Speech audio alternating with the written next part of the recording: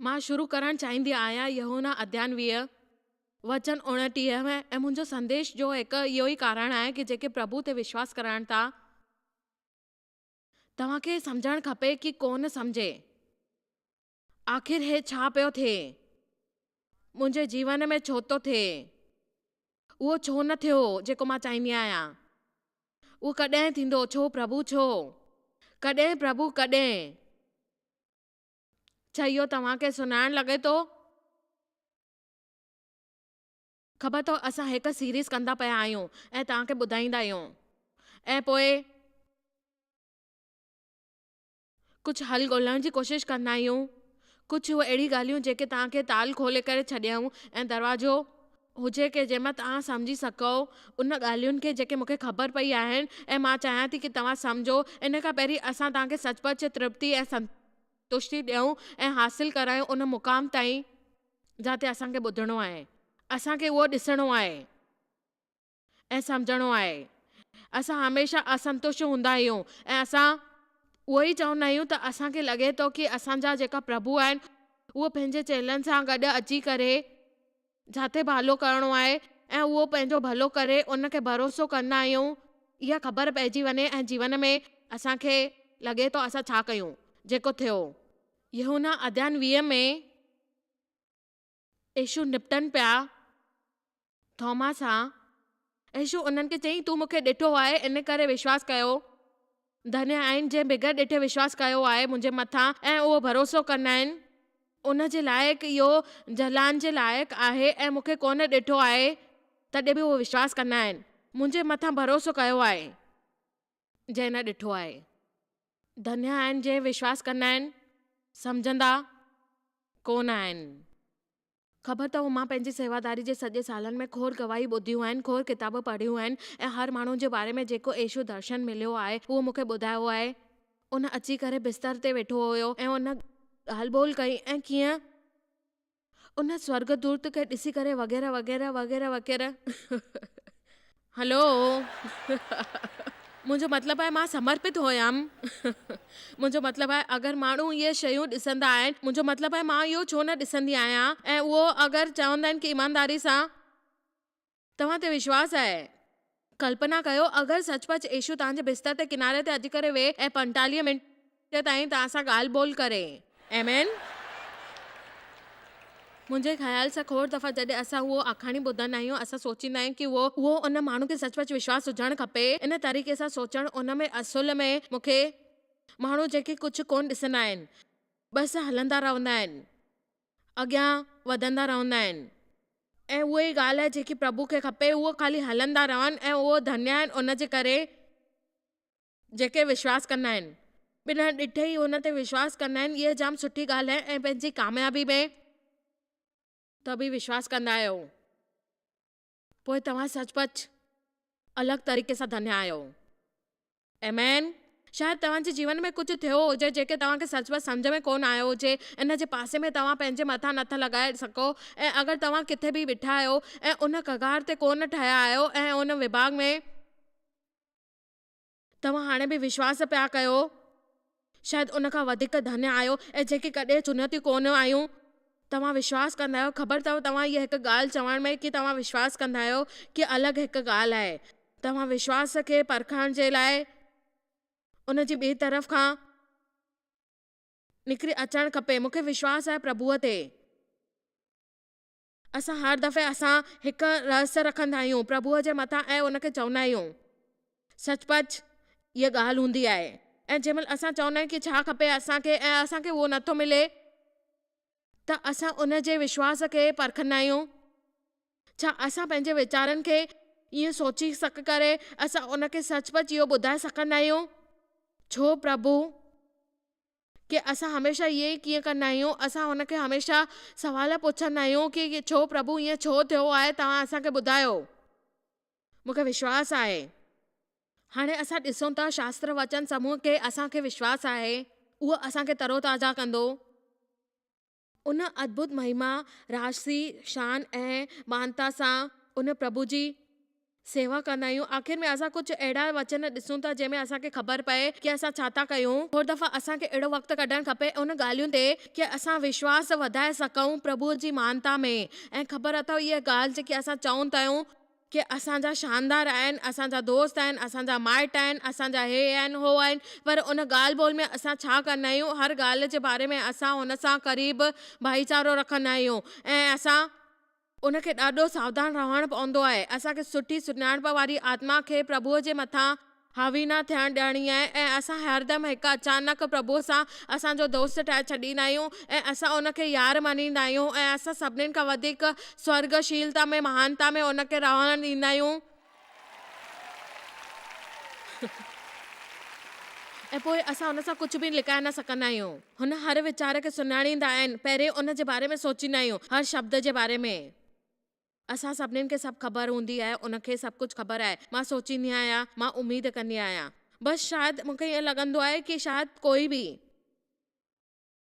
तव्हां मां कोई बि जेको हिते आहे ओॾो हुजे जिते मां हूंदी हुयमि, जिते तव्हां इहो सम्झंदा हुजो कि तव्हां सभु ॼाणो था ऐं इहे तव्हांजे मथां अधु वक़्तु गुज़ारींदा आहिनि हर ॻाल्हि खे सम्झण जी कोशिशि करण में। ऐं मां बसि उमेद कंदी आहियां कि अॼु राति हिते कुझु माण्हू कुझु इहो सम्झी वञनि कि प्रभु खे सभु ख़बर आहे ऐं उहो तव्हांजे मथां प्रकाश विझणु था चाहिनि ऐं तव्हां उहो हासिल कयो।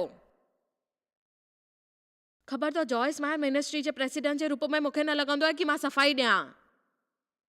इन जो इहो मतिलबु कोन्हे कि जॾहिं मां सही जानकारी नथी ॾियां इन जी ज़रूरत हूंदी आहे, पोइ खोड़ दफ़ा इहो थींदो आहे कि माण्हू खे शयुनि जे लाइ घुसणो पवंदो आहे ऐं मां बसि ख़बर हूंदी आहे कि मां नथी चवां ऐं तव्हांखे इहो ॼाणण जी ज़रूरत कोन्हे कि इन जो तव्हां सां कोई लेन देन आहे।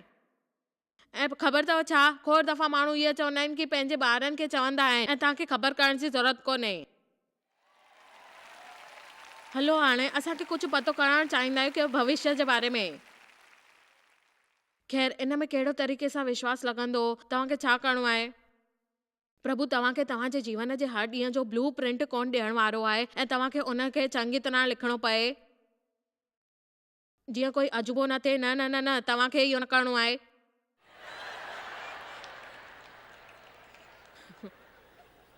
उमेद आहे जॾहिं तव्हां विश्वास जो इहो क़दम खणंदव ऐं तव्हां सचपच प्रभुअ खे ॿुधाईंदव कि तव्हांजे जीवन में छा थो थिए। उन कबाड़े में न पओ। अध्याय 9 में सभई माण्हू हमेशा कराईंदा आहिनि ऐं जॾहिं उहो चवंदा हुया पर तॾहिं असां पैसा वेंदा आहियूं। मुंहिंजे ख़्याल सां अयूब खां पोइ असांखे कुझु भॼननि जी ज़रूरत पवंदी। अध्याय 9 जे 5 पाठ में प्रभु पहाड़ खे सुकाए सघंदो आहे, उनखे पतो बि कोन पवंदो, उनखे गुस्से में अची करे उनखे अलट पलट करे सघंदो आहे, उन पृथ्वीअ खे लोॾाए करे अलॻि करे सघंदो, उन जा थंभा कापण लॻंदा। हाणे हिते सचपच ध्यानु ॾियण जी कोशिशि कयो ऐं हिकु अंदाज़ो लॻायो प्रभु जी महानता जो। उन जी आज्ञा जे बिना सूरज निकिरंदो कोन्हे ऐं उन खां पोइ तव्हांखे चवणो आहे कि तव्हांखे सोचणो आहे जेको बि प्रकाश ॾींदो आहे प्रभु ॾींदो आहे। प्रकाश सूरज खे हुकुम ॾींदो आहे कि तोखे निकिरणो आहे त निकिरणो आहे, उन जी वधणो आहे त वधणो आहे, उते भी त भी। असांखे उन जो महान नज़रियो अपनाइणो आहे। प्रभु कहिड़ा महान आहिनि। आमीन। असांखे ॾाढो सावधान रहण जी ज़रूरत आहे कि असां प्रभु खे नंढो न थियूं। वचन 8 में जेकी ॻाल्हि थी, अकेलो ही फैलाए छॾियईं ऐं समुंड जी वॾी वॾी लहरुनि खे हलाए छॾियईं ऐं उन संपूर्ण मार्गशन में उन नक्षत्रनि में उन खां वचन 10 जे उहो अॻिते वञी करे कम कई ऐं कर्म करे उहो ठाही कि जेके आश्चर्य कर्म हुया ऐं उनखे ॼाणे सघिया कुझु ॻाल्हियूं थियूं हुयूं ऐं जेके असांखे सिखणियूं आहिनि ऐं जेको तजुर्बो सेखारींदो आहे असांखे। हर ॻाल्हि जे पुठियां हिकु ॻाल्हि हूंदी आहे। मां तव्हांखे ॿुधायां थी, तव्हां पंहिंजो जीवन जो हर ॻाल्हि सम्झण जी कोशिशि कयो कि जेके बि ॻाल्हि थियूं आहिनि तव्हांखे कॾहिं तृप्ति ऐं संतृप्ति कोन मिलंदव। प्रभु खे तव्हांखे ॿुधायो हो, तव्हां कॾहिं बि प्रभुअ खे विश्राम में प्रवेश कोन करे सघंदव, छो त भरोसो खे हमेशह ज़रूरत हूंदी आहे। तव्हांजे जीवन में कुझु सवालनि जो जवाबु मिलंदो।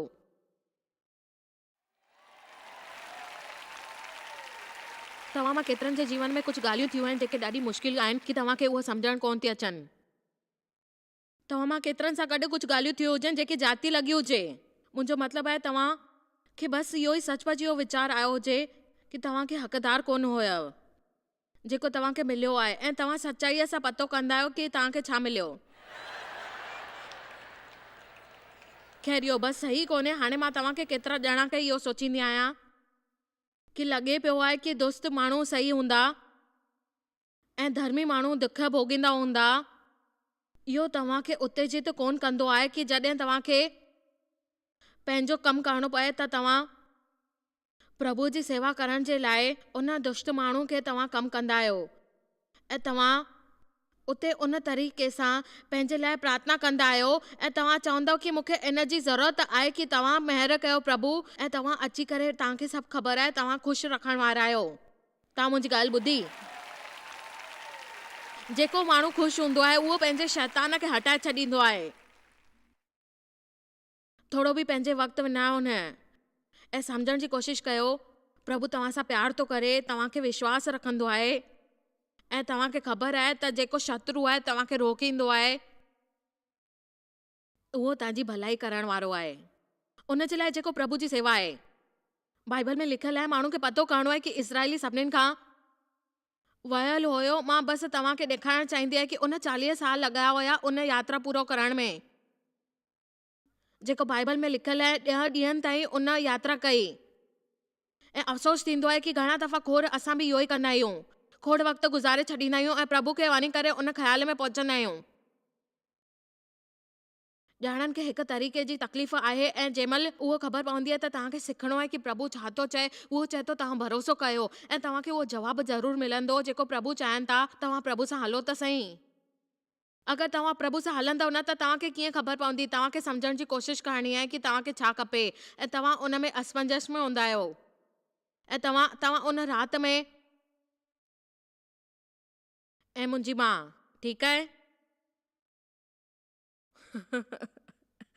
हिन वक़्त जी बर्बादी आहे, छो त अधु वक़्तु जॾहिं तव्हां सोचींदा आहियो कि तव्हां कुझु सम्झी वरितो आहे त तव्हां उहो ई कंदा आहियो। तव्हां कुझु ॻोल्हियो आहे जेको हिकु तरीक़े सां तव्हांजे दिमाग़ में असांखे मानसिक सम्झ कोन खपे, असांखे खपे विवेचन क़ाबिलियत। हाणे मां सोचींदी आहियां कि हिन वक़्तु कोई तकलीफ़ आहे, अगरि तव्हां खे आहे त तव्हां प्रभुअ खां पुछो कि हिन दफ़ो इहो छा थियो आहे कि असां ॿिए दफ़े उन खे असमंजस में वञी करे पंहिंजी वेंदा आहियूं ऐं तव्हां खे ख़बर पए तव्हां इहो छा कयो आहे, मां इहो न कंदमि। छो त प्रभु असांखे असमंजस में कर्ता कोन्हनि ॾींदा आहिनि ऐं असांखे उहो चवंदा आहिनि कि तव्हां खे निर्जन प्रदेश जे भटकाइण लाइ 40 सालनि ताईं उन पर्वत जे आसे पासे में घुमंदा ऐं जेका किताब लिखियल आहिनि बाइबल ते तव्हां उहो पढ़ंदव ऐं तव्हां त बि शिकायतूं ॻाल्हाइण पतो करणु चाहींदा। छो प्रभु असांखे मिस्रनि मां कढी करे छो वठी आया? छो हिते पानी कोन्हे? छो असां इहो मनो ई खाऊं? छो असां कोई मांस छो नथा खाऊं? मूंसां तूं असांखे अकेलो छॾे करे छो वएं? वरी मूंसां प्रभुअ खे चईं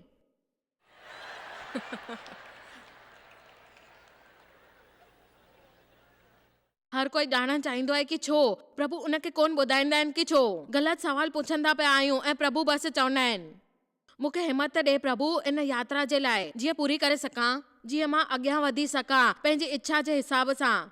बड़बड़ न कयां, शिकायतूं न कयां, कोई ग़लती न ॻोल्हियां, उन जो जवाबु न घुरां, मुंहिंजे लाइक़ु कोन्हे। मां तव्हांजे मथां पूरो भरोसो कंदो आहियां। मां चाहियां थी तव्हां पंहिंजे सवालनि जी अदला बदली कयो पंहिंजे भरोसे सां ऐं यादि कयो यीशु चयो हुयो तोमा खे कि धन्य आहिनि जेके विश्वास कंदा आहिनि ऐं अञा बि धन्य उन जे जवाबु कोन ॾिनो आहे जंहिंजी तलाश आहे। धन्य उहे जेके विश्वास कंदा आहिनि पोइ बि अञा ताईं सम्झंदा कोन्हनि।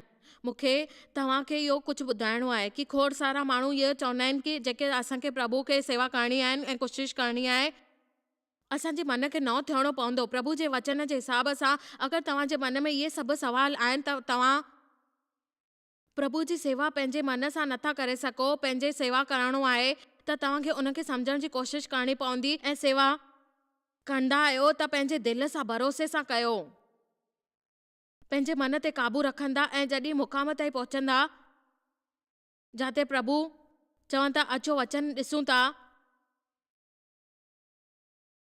अध्याय 4:38 में पृथ्वीअ जा सभु रहण वारा उन जे साम्हूं मुलमली थी रहिया आहिनि, छाकाणि त स्वर्ग जी सेना जी धरतीअ ते रहण वारा जे विच में पंहिंजी इच्छा जे हिसाब सां कमु कंदा आहिनि ऐं कोई उनखे ॿियो करे ऐं इहो नथो चई सघे कि तव्हां हे छा कयो। तव्हां केतिरनि हफ़्तनि सां इहो चवंदा आहियो, छा प्रभु तव्हां इहो छा पिया कयो, मां बसि सम्झी नथो सघां तव्हां छा था कयो।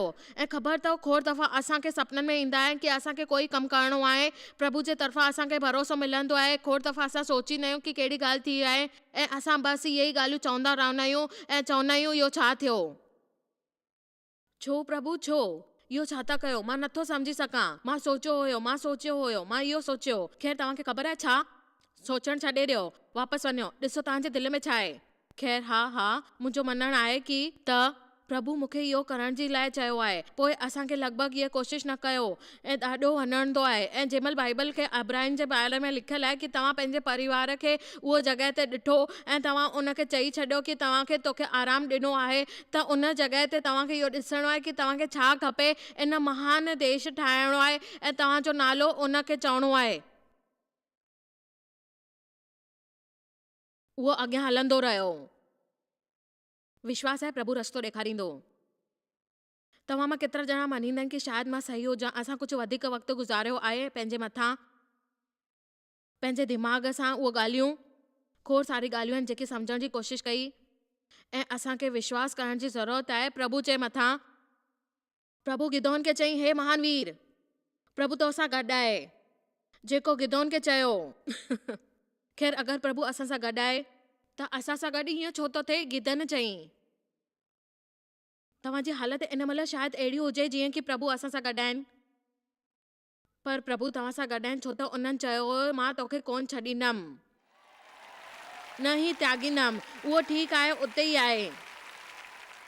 अॼु राति असां मां हर हिकु ॼणे सां गॾु आहे प्रभु ऐं हिते वेही आया आहिनि ऐं तव्हांखे ख़बर आहे कि घर वठी वेंदा।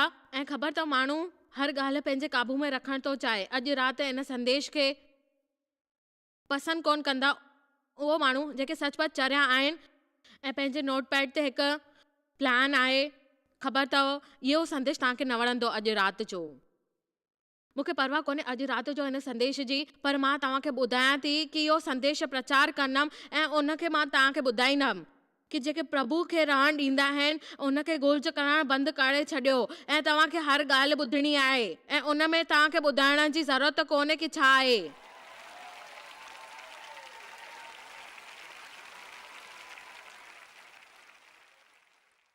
सुठे माण्हुनि सां गॾु बुरी ॻाल्हियूं छो थींदियूं आहिनि, बुरे माण्हुनि सां सुठी ॻाल्हियूं छो थी थियनि, इहो मूंखे सभिनीनि खां वधीक परेशान कंदो आहे। इहे चरिया पिया वारियूं आहिनि। छो ॿार दुख भोगींदा आहिनि, छो हिकु 4 ॿारनि जी माउ कैंसर सां पीड़ित हूंदी आहे, छो ॿारनि जो शोषण थो थिए। मुंहिंजे पीउ मुंहिंजो यौन शोषण छो कयो लॻभॻि 15 सालनि ताईं ऐं शायदि इन खां बि वधीक 8 सालनि ताईं मां प्रार्थना पई कयां कि प्रभु मूंसां गॾु ईअं छो थियो। उन्हनि मुंहिंजी प्रार्थना छो न ॿुधी ऐं शायदि मुंहिंजी प्रार्थना ॿुधी हुजे हा ऐं उन्हनि अलॻि तरीक़े सां उनजो जवाबु ॾिनो। ॾिसो मूंखे हाणे ख़बर पइजी वई कि प्रभु मूंखे उन वक़्तु छा ॾिनो हुयो। उहो हुई मुंहिंजी हिमत ऐं उन हालतुनि मां निकिरण जे लाइ उहो मूंखे सभु कुझु ॾिनई कि जीअं मां अॻियां करियां।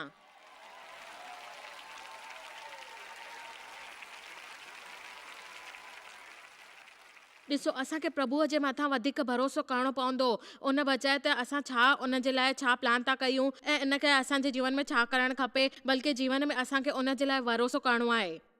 सालनि ताईं मां करवाट में गुस्से में हुयसि, सम्झी कोन पई सघां छो प्रभु मूंखे हिन हालत मां नथा कढनि। मां इहो सम्झी न पई सघां, पर आख़िर में मां सोचियो ख़बर अथव छा, मां पंहिंजे जीवन खे छॾे ॾिनो ऐं विञाए छॾींदमि, सम्झण जी कोशिशि कंदमि ऐं छा कंदमि ऐं मां जेको बाइबल में लिखियलु आहे उहो ई कंदमि। मां बुराईअ खे भलाईअ सां खटींदमि, मां प्रभु खे इन बुराई खे वठणु ॾींदमि ऐं इन मां कुझु भलाई पैदा कंदमि ऐं पंहिंजे बाक़ी जीवन जो गुज़ारो कंदमि ऐं शैतान खे हटाईंदमि। शैतान खे पंहिंजो जीवन बर्बाद न करणु ॾियो। तव्हां सां गॾु कुझु थियो आहे जेको दुर्भाग्य हुयो ऐं नाइंसाफ़ी हुई, पर तव्हांखे सम्झणो आहे कि तव्हांखे इहो हासिल कोन थो थिए। प्रभु तव्हां सां गॾु आहे ऐं तव्हांखे उन जो हथ पकड़े करे शानदार मिलंदो।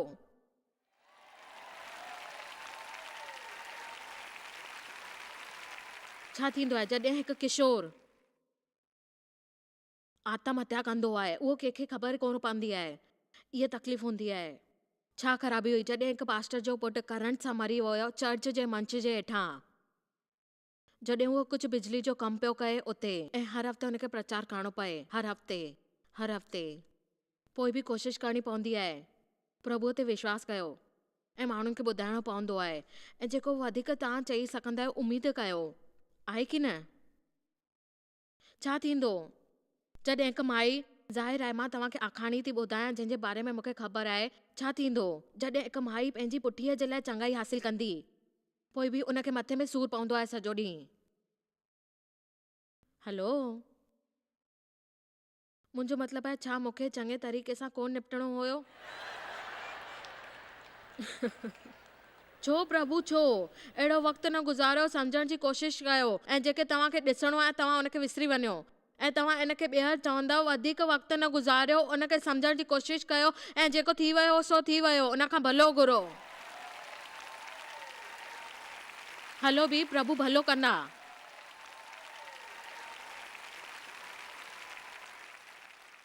छा मां अॼु राति जो तव्हांखे ॿुधाए थी सघां, या त असांखे सिखणो आहे ऐं प्रभु ते भरोसो करणो आहे, ऐं पाण खे तव्हांखे उहो चवणो आहे कि तव्हां चरिया आहियो ऐं तव्हां चुनाव कयो आहे। मुंहिंजे ख़्याल सां तव्हांखे कुझु ॼणनि खे ख़बर आहे कि कुझु ॻाल्हियूं अहिड़ियूं थींदियूं आहिनि तव्हांखे सम्झी कोन था सघो, पर तव्हां उनखे चई सघंदा आहियो कि तव्हां उनखां छुटकारो पाए सघंदा आहियो। प्रभु जे विच में आहे ऐं तव्हां भरोसो कंदा आहियो कि जेकी रुकावट ठहंदी आहिनि उहो तव्हांखे अॻियां हटाईंदो, छाकाणि त तव्हां प्रभु ते भरोसो करे अॻियां था हलो। प्रभु तव्हांजो भलोसो कंदो ऐं कुझु बि बदिलींदो, ऐं अगरि तव्हां सुठा आहियो त उहो तव्हांजे लाइ न्याय कंदो ऐं हमेशह तव्हांखे उहा शइ ॾींदो जेको तव्हांखे खपे। उहो तव्हां सां प्यार थो करे ऐं तव्हांखे ख़बर बि कोन्हे, ऐं तव्हांजो भलो कंदो ऐं तव्हांजे जीवन लाइ हिकु सुठी योजना ठाही आहे ऐं तव्हांखे सुठी योजना खे महसूसु कराईंदो। छा तव्हां इहो सोचियो?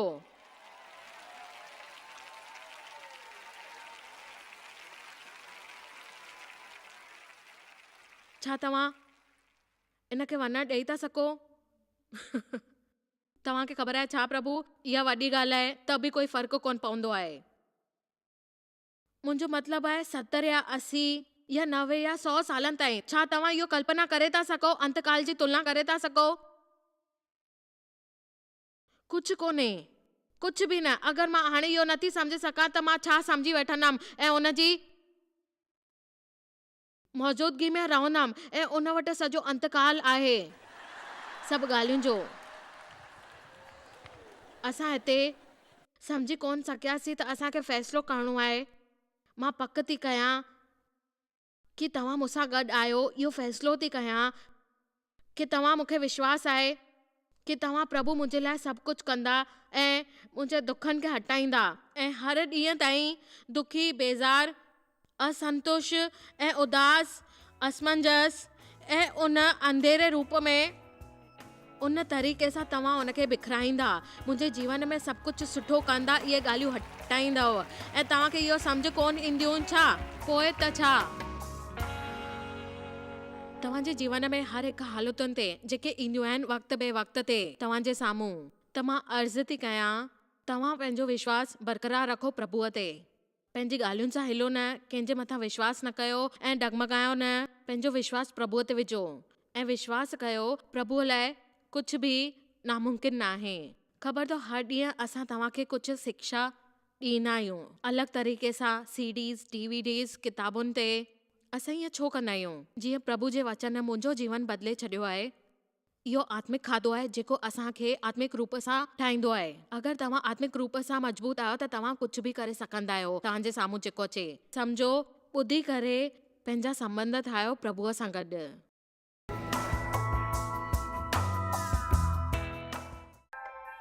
तव्हांखे शायदि ख़बर कान्हे तव्हां जॉयस मेयर मिनिस्ट्री लाइ केतिरा महत्वपूर्ण आहियो। असां तव्हांजी क़दुरु कयूं था ऐं पंहिंजे दोस्तनि ऐं भागीदारनि खे धन्यवाद करियूं था जंहिंजे करे दुनिया भर में सेवा करणु मुमकिन थियो आहे। असां मिली करे बुखियनि खे खाराईंदा आहियूं, ग़रीबनि खे कपड़ा ॾींदा आहियूं ऐं देश खे हिकु शुभ संदेश ॾेई रहिया आहियूं। महिरबानी करे अॼु ई jmmindia.org ते असां खां संपर्क कयो। प्रार्थना जे लाइ, विनती करण जे लाइ, असांजे संसाधनों जे बारे में ऐं वैदिक ख़बर वास्ते, जॉयस जी सभाउनि जो वक़्तु ॾिसण वास्ते, असांजा भागीदार ठहण वास्ते, जीअं असीं सॼी दुनिया में मसीहा जो प्रेम विरायूं। हाणे ॾिठल प्रोग्राम जा प्रायोजक हुया जॉयस मायर मिनिस्ट्रीज़ जा दोस्त ऐं भागीदार।